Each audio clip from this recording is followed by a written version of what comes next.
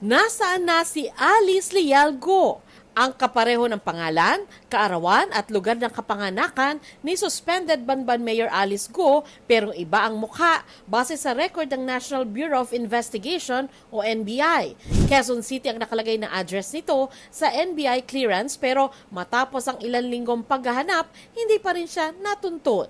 Kaya nag-alok na ang NBI ng 50,000 pesos na pabuya. Tanungin natin, bakit mo ginawa yun? Sino may utos sa'yo? Maaaring may nag-instruct sa kanya, kumuha ka ng clearance, gamitin mo, eto, Alice Goo, born on July 12, 1986, pinanganak ka sa Tarlac.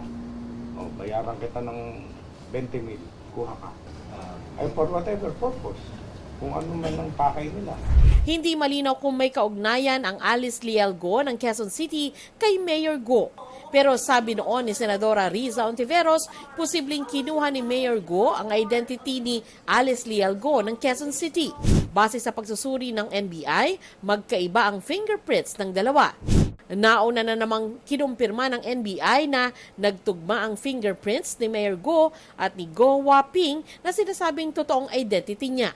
Ayon sa COMELEC, ikukumpara rin ito ng kanilang fingerprint expert. Ang COMELEC ay may sariling handwriting and fingerprint experts. Kung yung fingerprint ng namang Go Wampi o Go Waping at saka yung nasa amin ay iisa rin, so kayo na magawa ng konklusyon tungkol sa bagay na yan.